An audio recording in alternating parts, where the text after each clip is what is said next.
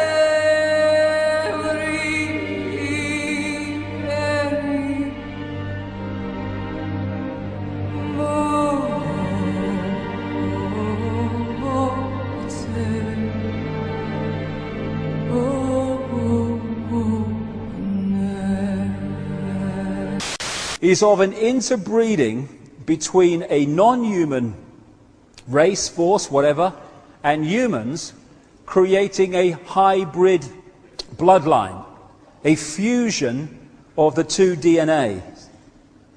Even in Genesis, we have one version of this, but you find this all over the world, in every culture. As the Bible says in Genesis, there were giants on the earth in those days, or in the earth as it puts it, and also after that, where the sons of God came in unto the daughters of men, and they bare children to them. And the same became mighty men which were of old, men of renown. These hybrid bloodlines, this interbreeding, produced the kings and queens and the elite royal families of the ancient world, where they claim their right, their genetic right to be the king or the queen or the leader because of their connection to the gods. And all over the world you find this. And what do we have today? We have the queen as head of state of this country purely because of her DNA.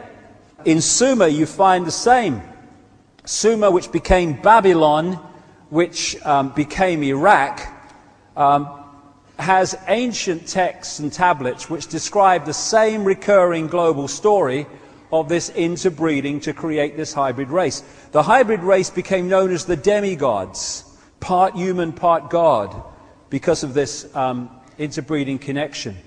This hybrid bloodline went off across the world, up into Northern Europe. It became the power behind the Roman Empire and the creation of the Roman Church, which became, of course, global Christianity. Much more about that as we go along. And everywhere it went, it became the royal bloodline, the elite bloodline, the one that became the leaders and the kings and the queens, and also the people in charge behind the scenes. And it interbred with other such bloodlines in Northern Europe to become the royal families and aristocratic families of Europe.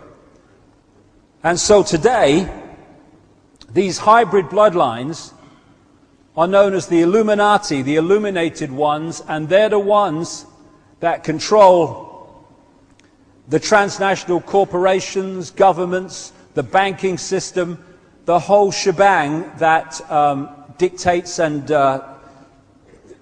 controls the direction of society.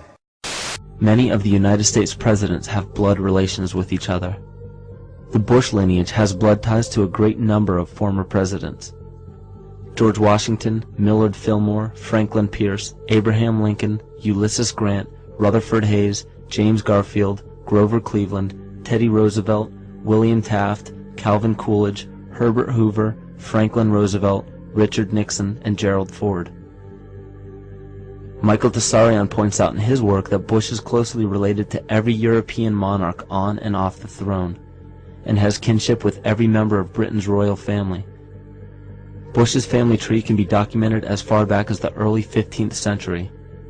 He has a direct descent from Henry III and from Henry VIII's sister Mary Tudor. He is also descended from Charles II of England. And we also find that George W. Bush is a direct descendant of Godfrey the Bullion. Godfrey was the first king of Jerusalem after he recaptured it from the Saracens, which was the name for the Islamic faith during the Middle Ages. It is interesting to note that the current occupation of the United States in the Middle East was re-established by the same family, George Bush Sr. in 1991, and again by George Bush Jr. in 2003. George Bush Jr. is then found to be a cousin to both opposing candidates of his 2 terms in office, Al Gore and John Kerry.